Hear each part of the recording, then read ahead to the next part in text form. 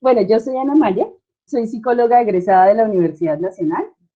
especialista en investigación social de la UIS, magíster en epidemiología clínica de la Universidad Nacional y estoy haciendo el doctorado en epidemiología en la Universidad de Antioquia. Ya soy candidata, ya tengo tesis aprobada y bueno, estoy ya en la fase final del proyecto de grado. Ahí donde ustedes ven que dice Master Trainer Team Steps es porque yo vengo trabajando, investigando toda la relación entre las habilidades de trabajo en equipo con la seguridad de los pacientes, con la ocurrencia de errores o eventos adversos. Y me formé con la HRQ como Master Trainer Team Steps. Entonces estoy certificada para poder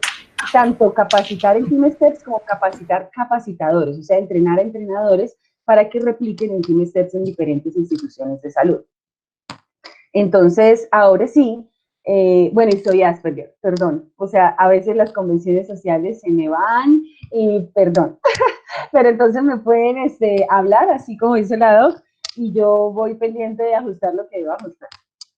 Entonces, les contaba que lo que voy a hablar es como ayer vimos en la presentación de nuestros dos compañeros, el burnout es uno de los riesgos más altos y el burnout asociado a muchos otros problemas de salud mental, porque el burnout casi nunca llega solo, llega con muchas otras comorbilidades o se asocia a otras comorbilidades, entonces es importante que hablemos de esto porque este más el trastorno de estrés postraumático con el que puede quedar nuestro personal de salud, es tal vez una de las cosas más preocupantes, no solo para la fase de atención de la pandemia, sino para la pospandemia. Porque como les voy a explicar ahorita, pues si la persona queda en burnout, esto va a afectar su desempeño laboral. Entonces, básicamente lo que vamos a ver un poquito en antecedentes es la relación, cuál es la propuesta, o digamos qué es lo que yo les traigo para que discutamos cómo podríamos incluirlo dentro de los procesos de preparación o de prevención que estamos haciendo para ayudar digamos, a prevenir los problemas de salud mental en nuestro personal de salud. ¿Qué es trabajo en equipo en este contexto? Bueno, un trabajo en equipo es un grupo de personas que tienen una interdependencia y de la cual se requiere todos sus conocimientos, habilidades y actitudes para poder llegar a un objetivo común. Se diferencia del trabajo en grupo por la interdependencia principalmente, porque en el trabajo en grupo, como en el trabajo en equipo, ambos tienen objetivos comunes, ambos tienen roles, ambos tienen asignadas unas tareas, pero en el trabajo en equipo esas tareas, esos roles generalmente son interdependientes, requieren que se hagan muchas veces unos con otros al tiempo o unos dependen de otros en mayor sentido. El burnout, como ayer lo explicó el doc, es esa serie de respuestas negativas hacia el trabajo que se produce por una exposición prolongada a un ambiente laboral que es altamente demandante. Y generalmente ya en los profesionales o en el personal de salud, el ambiente laboral es altamente demandante y los pone en riesgo de sufrir burnout de forma normal en su trabajo, al igual que a docentes y a otros. Por ahí hay perdón, pero por ahí hay un micrófono abierto de alguien y escucho hasta la llamada. Voy a buscar quién es. Bueno, parece que ya lo cerraron. Entonces, ahora que venimos con un ambiente laboral que es muchísimo más demandante de lo que se va a esperar, podremos estar casi seguros que muchas personas van a terminar con burnout o van a tener burnout en el proceso de atención de estos pacientes. ¿Por qué se caracteriza el burnout? Básicamente tiene tres síntomas o tres, digamos, cuadros dentro del cuadro tal de burnout, que uno es el agotamiento, y el agotamiento pues es que viene con otro montón de síntomas también y signos, pero digamos que principalmente es esa sensación constante de falta de energía para realizar las actividades laborales. Y es un agotamiento que no es solo físico, principalmente es mucho más emocional. Es ese desgano de ya no querer ir a hacer esto una y otra vez cuando no tienes ya, no sientes de dónde sacar energía. Ese agotamiento más una sensación de falta de realización personal, que es esa pregunta de qué estoy haciendo aquí, por qué estoy haciendo esto, y que mucho de nuestro personal de salud puede llegar a preguntárselo en este momento cuando, por ejemplo, hay varios a los que les deben meses de salario, cuando no ven que hay una protección adecuada para atender este episodio, cuando tal vez sienten o se sienten maltratados, ya sea por el sistema o por la institución o por el gobierno, empieza esa pregunta, ¿no? ¿Yo por qué elegí esto? ¿Por qué estoy haciendo esto en mi vida? ¿A mí qué ganancias me trae? ¿Qué riesgos me trae? ¿Estoy poniendo riesgos a mi familia? Y esa suma de estoy agotada emocionalmente, más no sé por qué estoy haciendo esto, ya no me siento realizada haciendo esto, convoca un distanciamiento de un sí mismo, que es un mecanismo de protección también psicológico, en donde la persona ya pone distancia entre sí misma y los sujetos con los que está trabajando, es decir, en este caso serían los pacientes, en donde ya empiezan esa serie de respuestas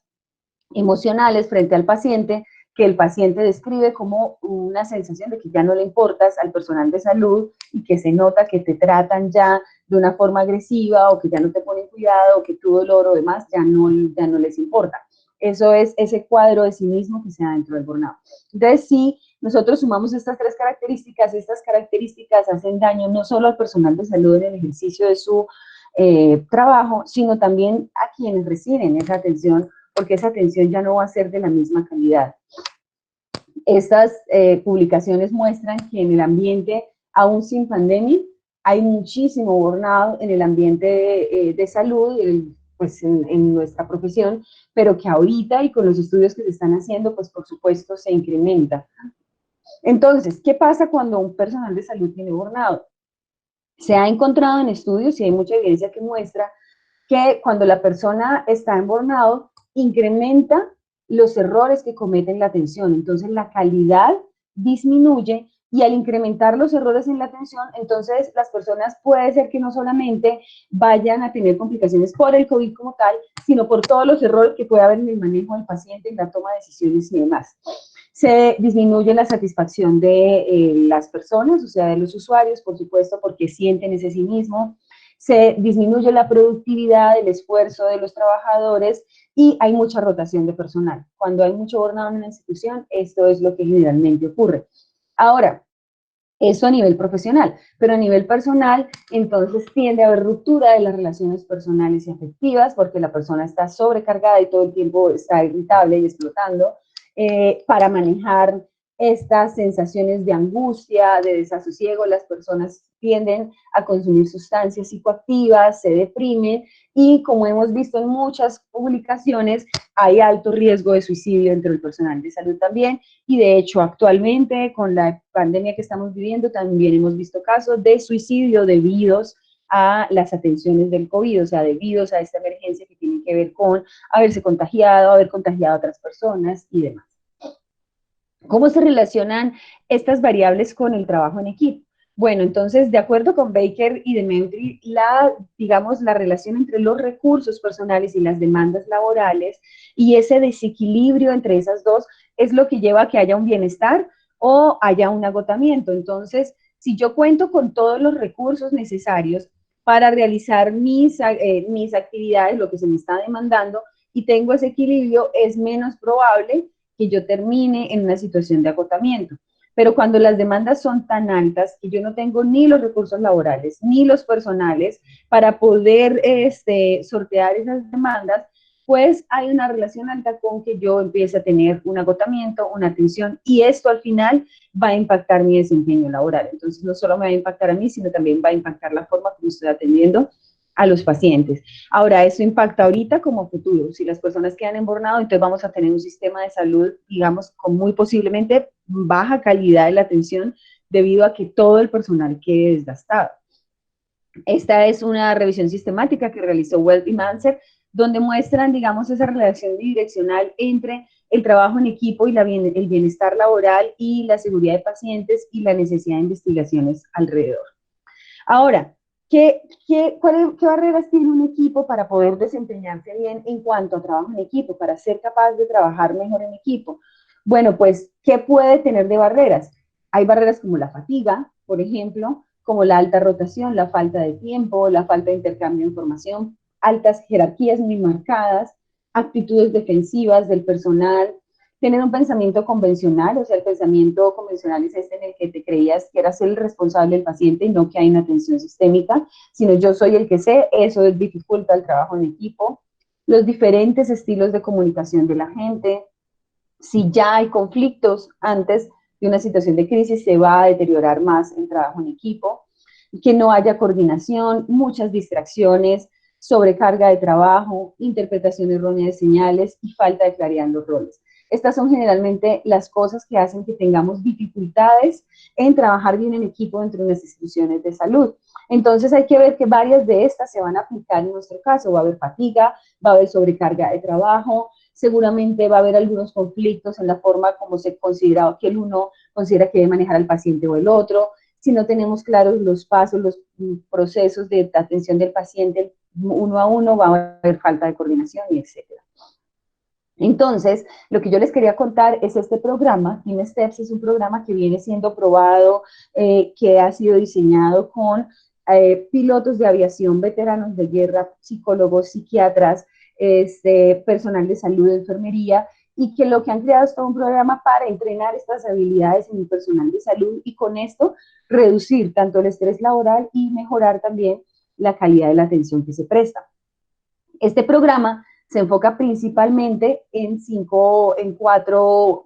habilidades específicas y un aspecto central. El primer aspecto central es la estructura del equipo. Las 4 habilidades en las que se enfocan son estas 4 que ven ustedes aquí en esta gráfica, es decir, se enfoca en mirar que haya una buena estructura de equipos, pero donde además se entrene la comunicación, el liderazgo, la conciencia situacional y el apoyo mutuo.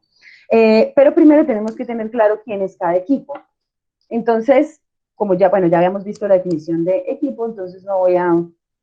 repetirla, pero dentro de la institución de salud, digamos que los equipos grandes, los macro equipos serían estos, y es importante que en lo que va a ser la atención del COVID tengamos claro cuál va a ser el equipo de trabajo, que es la primera línea en que atiende al paciente, pero también cuáles son los equipos de contingencia con los que cuento, quiénes son los equipos coordinados de la institución, cuáles son los auxiliares y equipos de soporte a los que pueda acudir, la administración qué rol tiene. O sea, es importante que en las instituciones de salud ya esté claro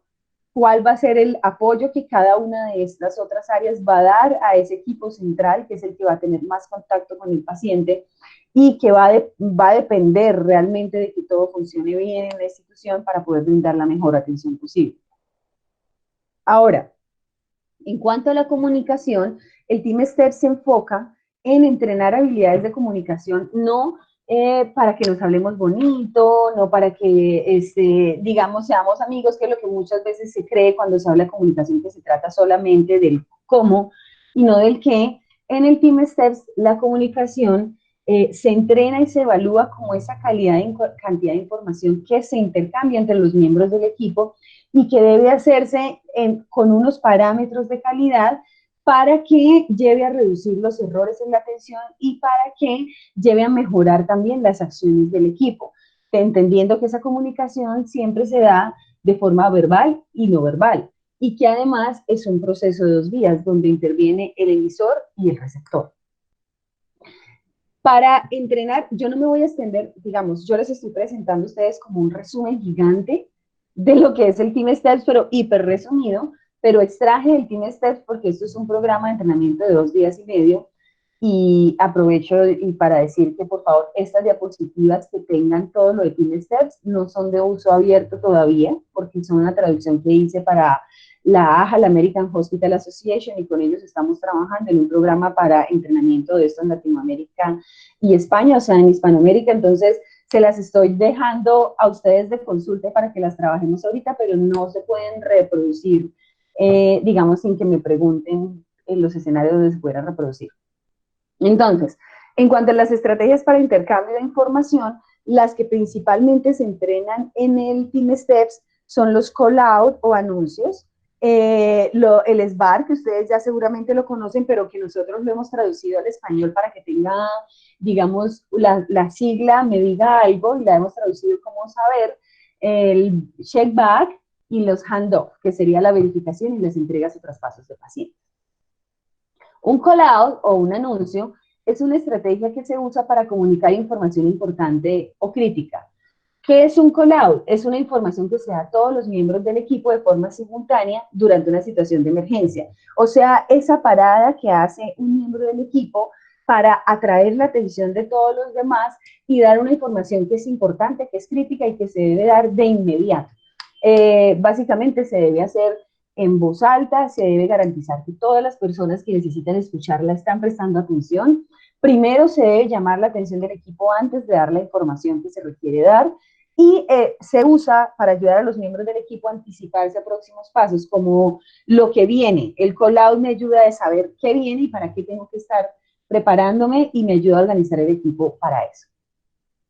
El SBAR, que nosotros hemos traducido saber, es ese marco de referencia que me ayuda a saber, por eso yo lo llamo saber, qué debo mínimamente decirle de mi paciente a otra persona a la cual yo le estoy entregando ese paciente o a quien le estoy dando referencias sobre una intervención que hay que hacerle al paciente. Y básicamente la sigla nos sirve para recordar que lo mínimo que hay que decir es cuál es la situación es quién es y cuál es su situación. Por ejemplo, Marta de 80 años, hipertensa, con diabetes, no, perdón, Marta de 80 años viene con COVID o acaba de ser admitida con COVID en la sala de urgencias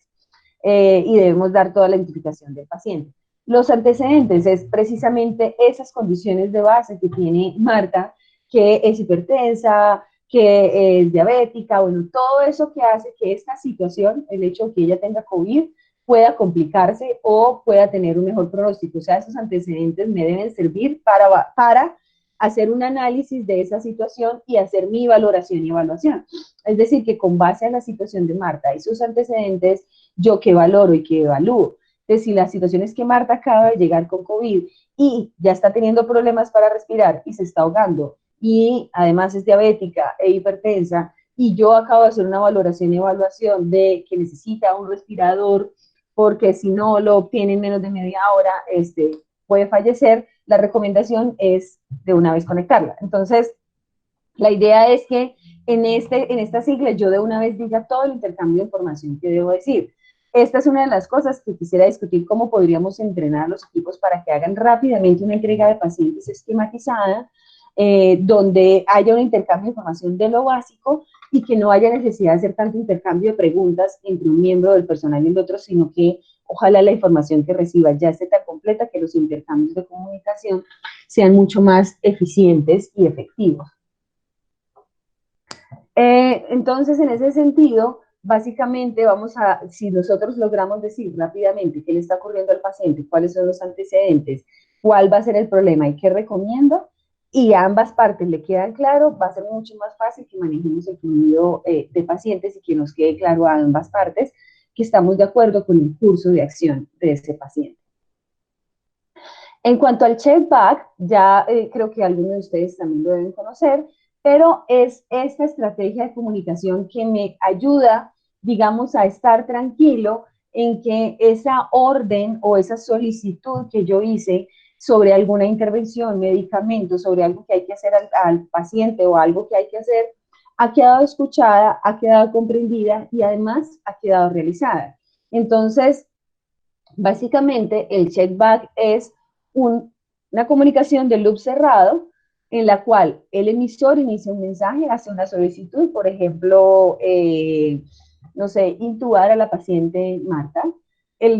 Bueno, yo no soy médico, entonces puede ser que diga locuras, eso sí me perdonan si los ejemplos desde el médico como tal no me salen bien, pero digamos, voy a utilizar un ejemplo que no sea el COVID. 2 gramos de dipirona para Marta vía intravenosa. Entonces, la idea de la verificación es que quien va a hacer eso, quien va a hacer esa solicitud, en voz alta repita lo que le acaban de decir, para que quien lo acaba de decir escuche si se entendió bien. Es decir, ese intercambio nuevo, esa repetición me ayuda a saber si lo que yo dije me lo escucharon bien y al receptor le ayuda a saber si lo que escuchó lo escuchó bien. Entonces, la idea aquí sería que la enfermera dijera, debo dar entonces a Marta 2 gramos de dipirona.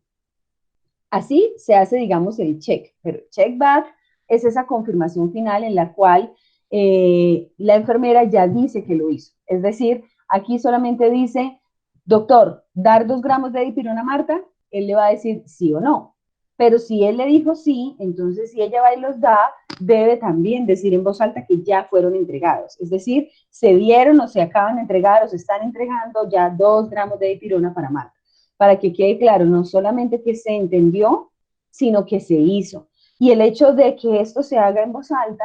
permite a los equipos no tener que verificarlo visualmente. Es decir, permite al médico poder estar haciendo otra actividad y escuchando a la enfermera que le está diciendo en voz alta lo que se está haciendo, y así él puede controlar el manejo. Tal vez de uno o dos pacientes si tiene, o varios pacientes si está en ese momento, en situación crisis, donde tiene que atender varios pacientes. Y además,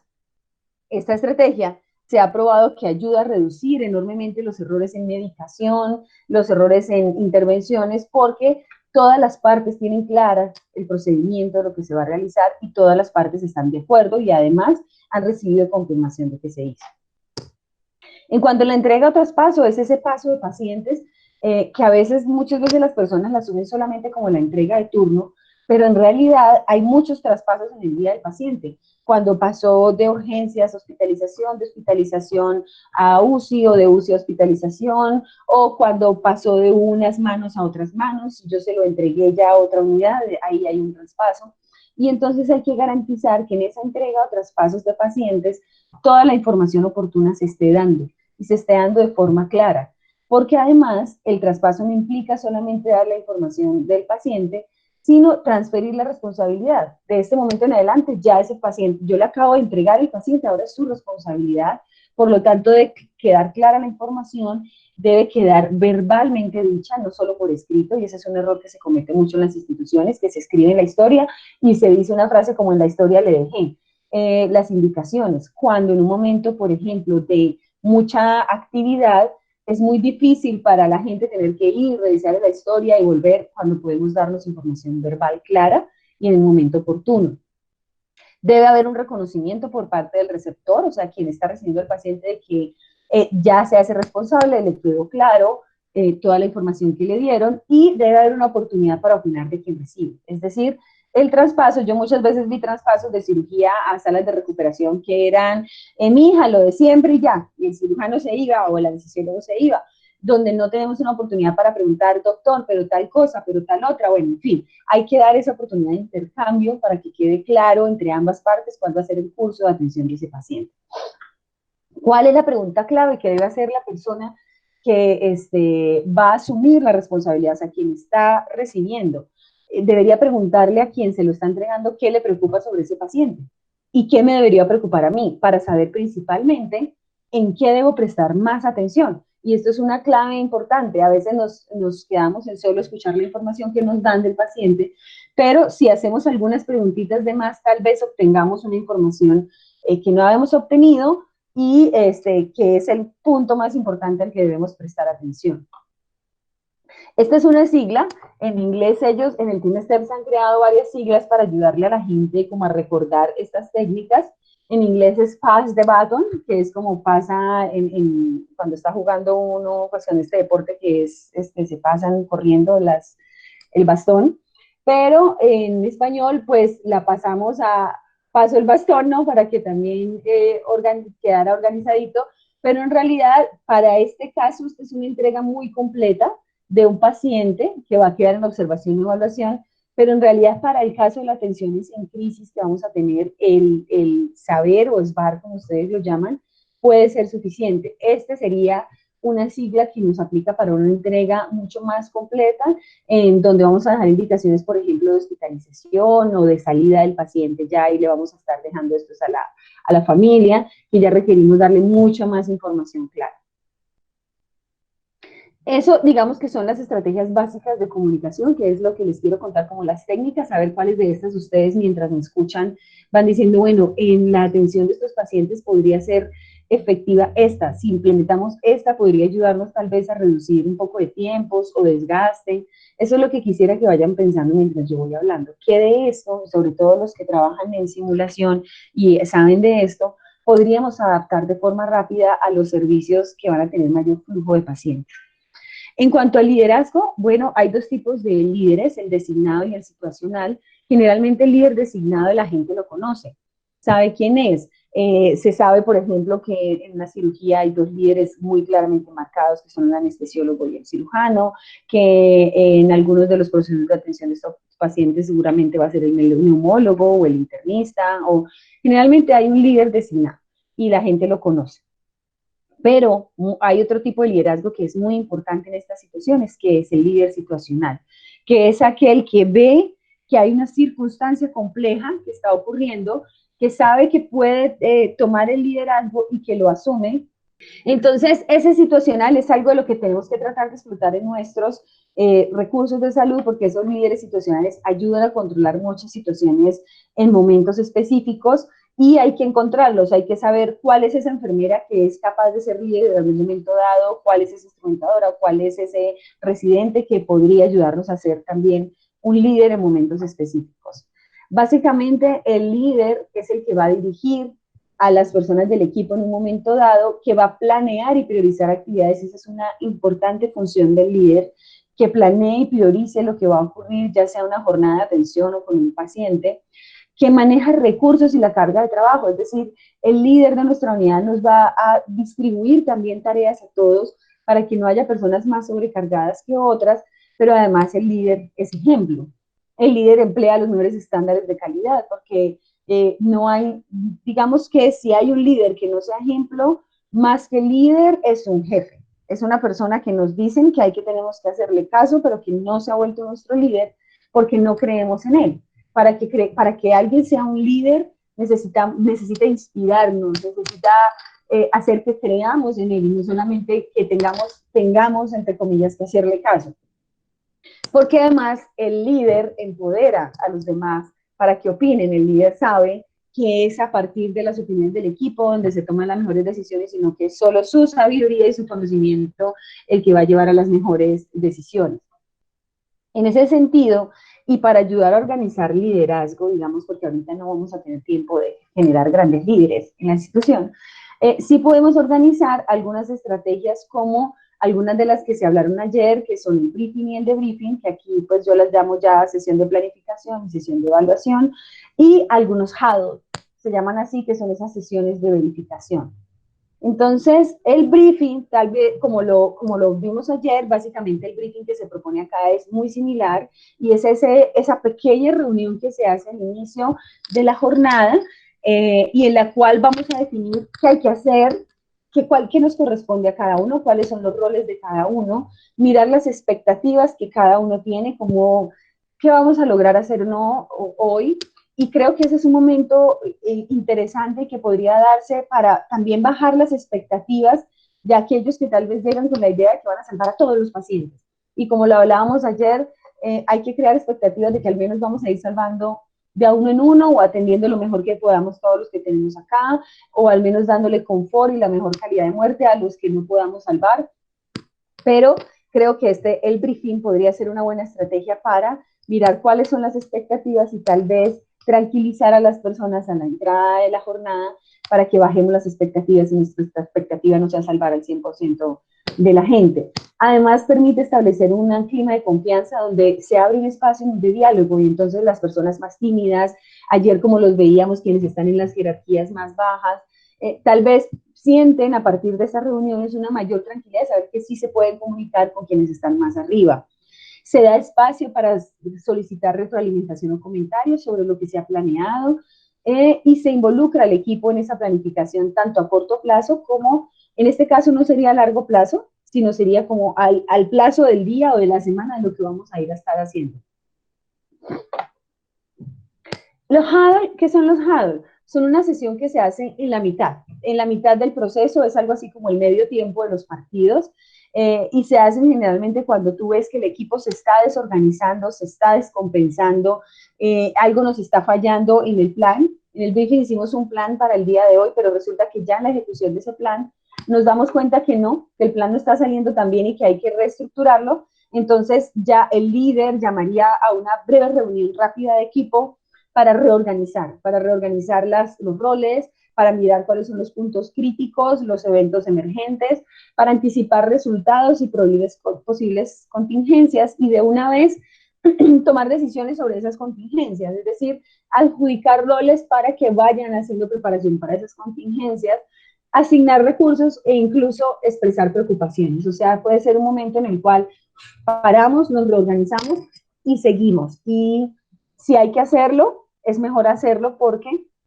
cuando no se hace el nivel de desorganización aumenta y lo que ocurre es que la ineficiencia y la inefectividad aumenta. A veces creemos que tomarnos este tiempo es un desgaste de tiempo que nos quita tiempo de actividades más importantes, pero cuando uno hace la sumatoria de tiempos en las investigaciones, realmente el tiempo que se pierde en reprocesos y las equivocaciones que cometemos al atender al paciente es mucho más largo que el que se pierde o se usa, no se pierde, haciendo un huddle y reorganizando el equipo. Y el debriefing, que no es un debriefing de simulación, no es lo mismo, y es que hay varios tipos de debriefing, ¿no? Cuando estoy haciendo una simulación, yo hago un debriefing para ver lo que ocurrió ahí, los aprendizajes, los comentarios, bueno. Este es un debriefing de final de jornada. Entonces, también ayer Jules decía, pero es que el debriefing es cada semana. No, en el Team Steps, por ejemplo, se propone hacer un debriefing al final de cada jornada. ¿Para qué? Y es un debriefing corto, muy similar al briefing, en el cual podemos hacer esa descarga emocional de la que se hablaba ayer, pero además también hacer una breve revisión de lo que fue el día, como cuáles fueron los eventos claves, o sea, un recuento de esos eventos claves, si hubo problemas, si tuvimos complicaciones, si hubo eventos adversos, si tuvimos algún problema con alguno de nuestro equipo de salud, de nuestro personal, pues mirar qué pasó, por qué fallamos, qué podemos hacer mañana para que esto no ocurra, no, o como decían ayer, este no es un momento de buscar culpables, ninguno de estos es un momento de buscar culpables, sino de mirar sistémicamente qué es lo que está ocurriendo que nos lleva de pronto a cometer esos errores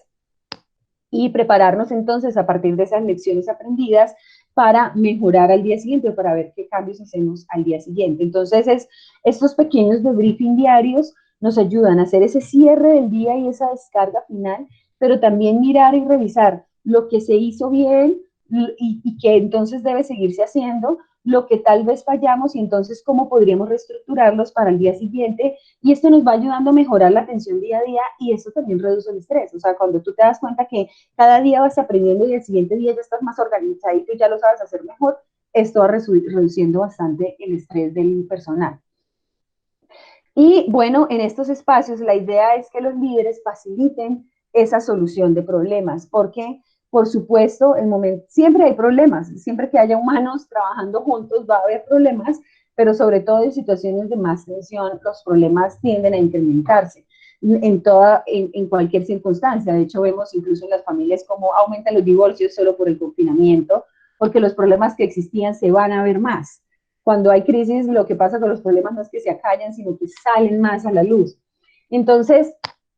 los líderes de las instituciones o de las unidades deben ser personas que deben facilitar la solución de problemas y deben comprometerse, digamos, en que haya una buena atención a esos pacientes y a solucionar los problemas para que haya una buena atención. No permitir que los problemas interpersonales o irrelevantes afecten negativamente al equipo, o sea, ser capaz de gestionar lo que son problemas relevantes para este momento y lo que son problemas que son interpersonales y que hay que manejar de otra forma, y ayudan a los miembros del equipo a eso, a aprender entre ellos también cómo resolver los conflictos que hay entre ellos.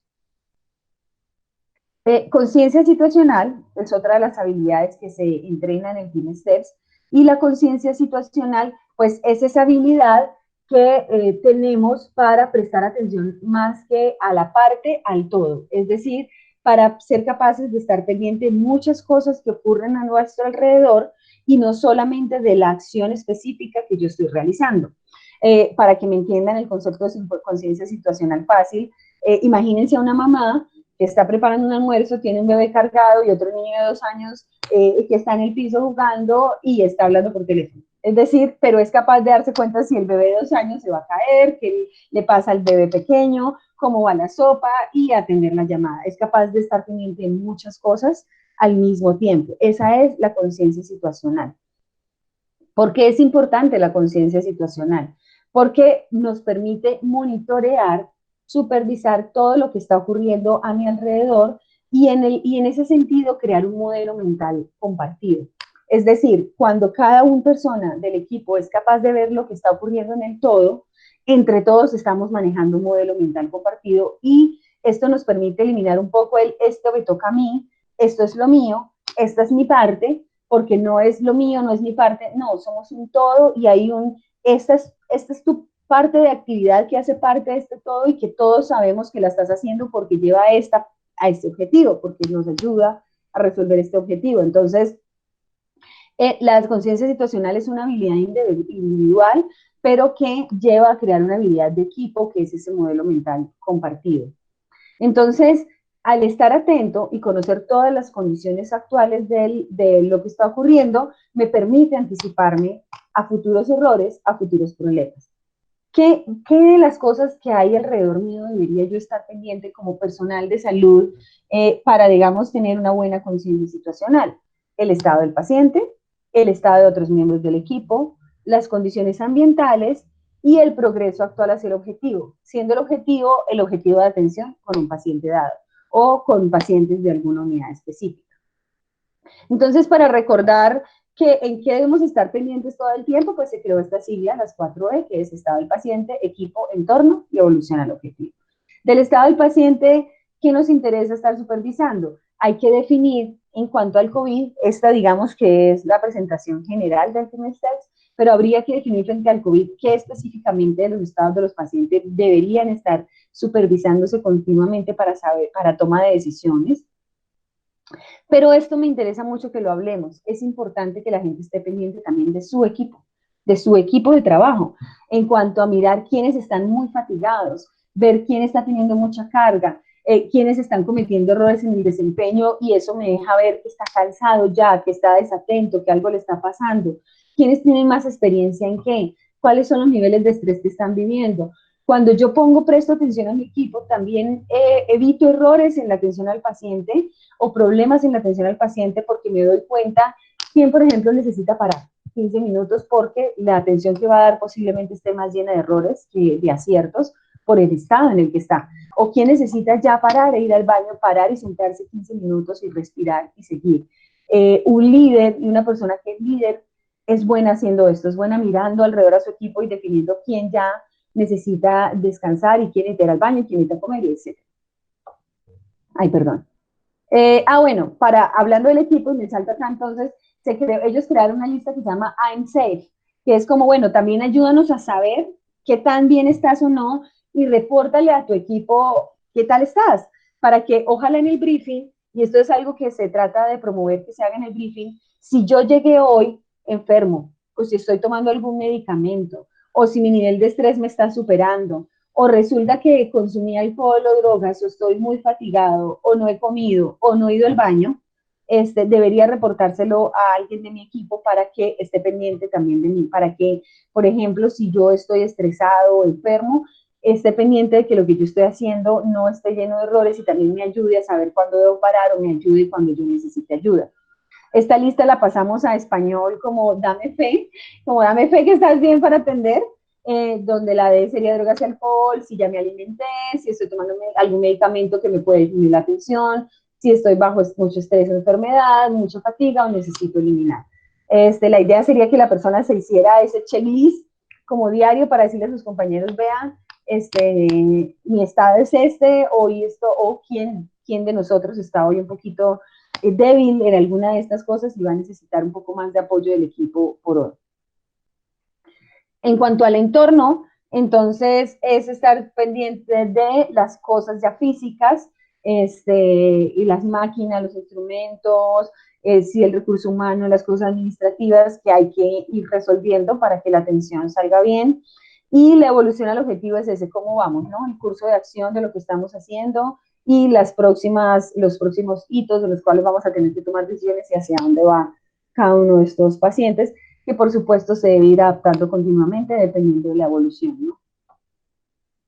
Entonces, al tener todos, digamos, saber que todos estamos pendientes de estas cosas, se va creando ese modelo mental que básicamente es esa percepción o comprensión o conocimiento de la situación o proceso que se comparte entre todos los miembros del equipo. Todo el mundo sabe lo que está pasando. No es que hay uno que sabe y los otros no saben, sino que todo el mundo sabe qué está pasando, qué estamos haciendo, en qué vamos. ¿Cómo crearlo? Entonces, es importante precisamente para crear ese modelo mental compartido. Esos momentos de briefing dejados nos permiten liderar estrategias de comunicación, comprender mutuamente los roles,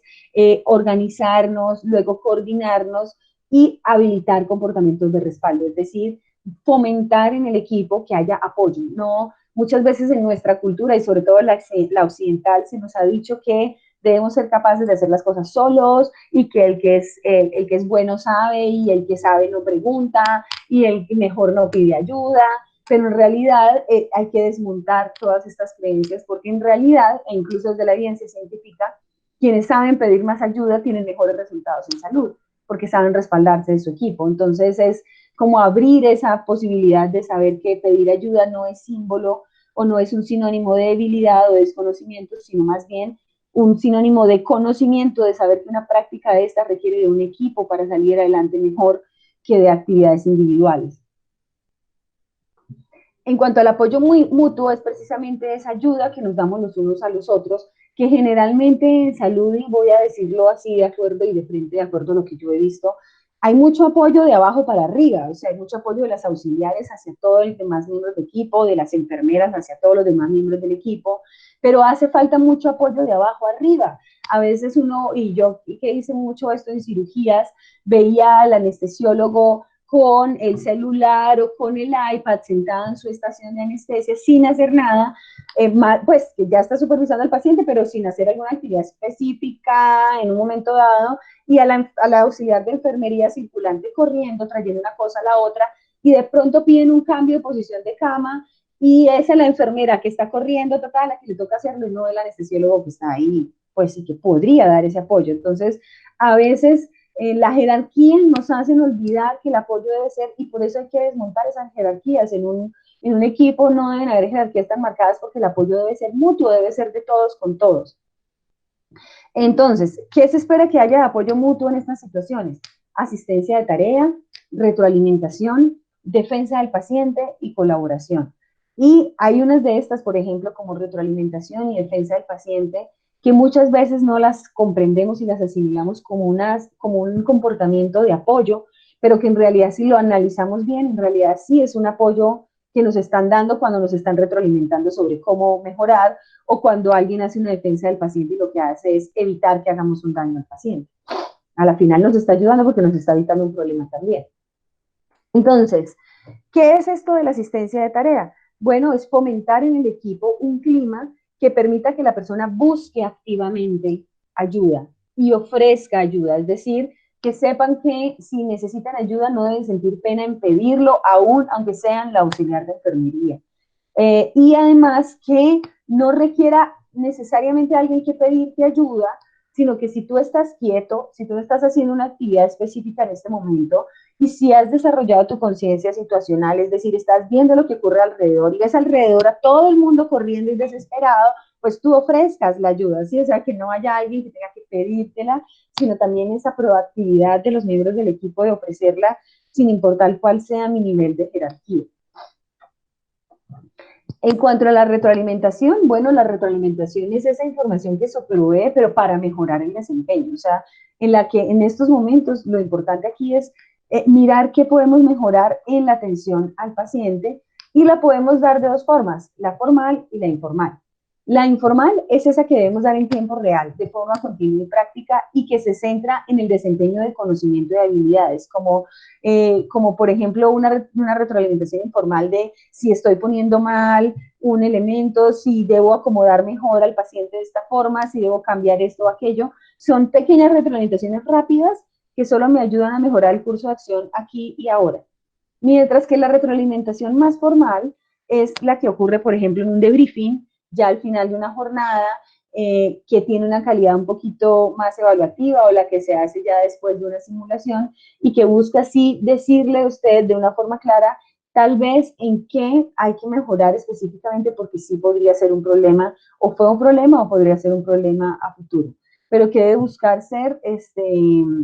propositiva este tipo de retroalimentación, es decir, constructiva, porque esa reglamentación constructiva que se hace frente a una tarea específica, que enfoca la atención en el rendimiento y no en el individuo, o sea, que se enfoca en, mira, este procedimiento de intubación X, Y o Z, no la forma como tú lo haces, o sea, es decir, que no se individualice como tú eres, tú, sino lo que se hizo, el comportamiento específico, la atención específica que se dio, es más beneficiosa y es más beneficiosa cuando se centra en todo el proceso del equipo a cuando como equipo qué fue lo que hicimos bien y qué fue lo que hicimos mal, a que cuando se centra solamente en señalar equivocaciones de las personas. Pero además, la idea es que sea, que ayude a comprender al individuo cómo mejorar ese comportamiento, que vea por qué no, digamos, es necesario mejorarlo, que no se haga comparando con otros miembros del equipo, sino que se hace explicando por qué es necesario ese proceso de mejoramiento y a dónde llevaría ese mejoramiento. ¿Qué hace que una retroalimentación sea efectiva? Si es oportuna, una retroalimentación que se da sobre lo que ocurrió hace una semana no tiene sentido. O sea, hay que hacerla o ya sea en tiempo directo cuando son cosas rápidas y muy específicas, o el mismo día, al final del día, cuando sean situaciones que hay que manejar de inmediato para que al día siguiente o en las próximas atenciones no se den.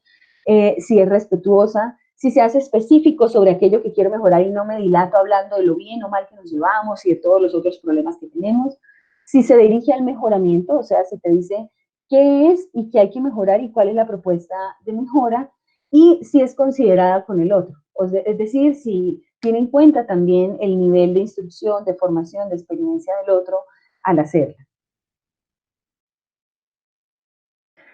¿De qué hablamos cuando hablamos de defensa del paciente? Cuando se habla de defensa del paciente, se habla de esa invocación que hacemos cuando consideramos que algo que se va a hacer con un paciente no es correcto o puede ir en contra de su seguridad o tal vez es una decisión errónea porque quien tomó la decisión tal vez no sabe alguna información de ese paciente que tal vez yo sí sé. Entonces se hace cuando se invoca a los miembros del equipo para decirle que hay una decisión en la cual no se está de acuerdo y se debe hacer, aunque de forma muy respetuosa, firme. Si consideramos que tenemos la razón en lo que estamos diciendo, debemos ser muy firmes a la hora de hacerlo y manejar la comunicación asertiva para ser escuchados.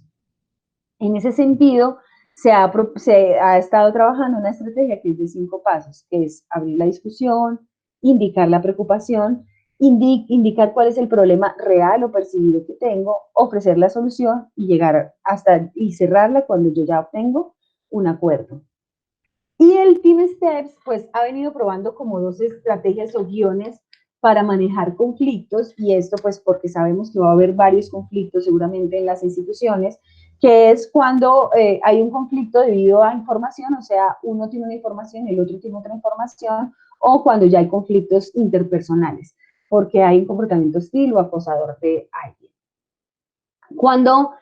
la situación es un conflicto de información, por ejemplo, que yo sé que un paciente es alérgico a algo, pero tú no lo sabes, o yo sé los antecedentes de un paciente, pero tú no lo sabes, y por eso tú estás proponiendo una acción y yo otra, lo que se propone es hacer una doble objeción. Es decir, lanzar primero mi preocupación en forma de pregunta. ¿Esto por qué? Porque muchas veces a las personas no les gusta estar siendo corregidos y menos en una tensión y menos bajo estrés. No es lo mismo si yo le digo al médico, si el médico me dice que hay que dar 2 gramos de dipirona y yo le digo, doctor, estoy en desacuerdo, el paciente es alérgico y ya me pongo en una situación de choque, a si yo lo hago en forma de pregunta. Si yo le digo, doctor, seguro, 2 gramos de dipirona, el paciente no es alérgico a la dipirona. Cuando yo lo hago en forma de pregunta, no siente, la otra persona no se siente atacada. Y más bien la pongo en consideración de si hay algo que debe considerar, le siembro una duda. Ahora, si sembrar mi duda no sirvió para que la persona vaya a verificar esa información, es mi responsabilidad al menos hacerme escuchar 2 veces. Muchas veces hay personas de los niveles bajos de jerarquía que se conforman con una sola vez y en su cabeza quedan con la idea de, bueno, es el médico, él tomó la decisión, él verá. No, si nosotros creemos tener la razón, es importante asegurarnos al menos 2 veces de decir la preocupación y establecer que la persona a la cual se le dijo la preocupación toma la responsabilidad por lo que va a hacer, porque ya se le fue informado, ¿no? Pero también es decirle a la gente que siga un poquito digamos, las intuiciones que tiene, porque generalmente cuando nos sentimos muy preocupados o muy intranquilos por algo que se está haciendo, es porque hay problemas. Entonces es también llevarle el mensaje a la gente que cuando esté muy preocupado, muy intranquilo por una acción que se le haga al paciente, pare y sea capaz de expresar con una doble objeción a los miembros del equipo esa preocupación y no dejarla pasar. Y el guión DES es un guión que está establecido para manejo de conflictos interpersonales. Y pues yo no creo que, no sé si sea posible, digamos, entrenar a las personas tan rápido a manejar este tipo de guiones y este tipo de estrategias que requieren un poco de juegos de roles y entrenamientos para que uno los haga bien, pero por lo menos sí podríamos dejarles la idea de que para el manejo de conflictos es importante siempre tener en la cabeza que debemos describir qué sucede, qué pasa sin señalar sujetos, sino acciones, situaciones, expresar por qué eso me molesta, me preocupa, sugerir opciones de cambio y hablar de cursos de acción y de consecuencias de si se hace o no se hacen las cosas, para ponernos como unas estándares de cómo llegar a acuerdos dentro de los equipos y dentro de las unidades en momentos de máxima tensión. ¿Cuáles son las claves para hacer este tipo de situaciones de resolver problemas? Hacer discusiones de las situaciones de forma oportuna, nuevamente, enfocarse en el ganar-ganar. No podemos pretender que en una situación de solución de problemas solo un lado gane, sino que cedes tú, que cedo yo, enmarcar el problema en términos de la experiencia de cada uno, no es tú me haces sentir, tú me ocasionas, no, es yo me siento de tal forma y decir qué es lo que genera en mí esas emociones, pero es hacerme cargo de mis emociones, hacerlo en un lugar privado, hacer declaraciones más de yo que de tú, hacer los análisis más que criticar, analizar qué está ocurriendo y concentrarse en lo que es correcto y no en quién tiene la razón, lo que se debe hacer y no es que usted esté equivocado y yo soy correcto, sino en lo que es correcto de hacer con los pacientes, por ejemplo. Ahora, como les dije, este es como un resumen macro de varias estrategias que se hacen en términos de habilidades no técnicas,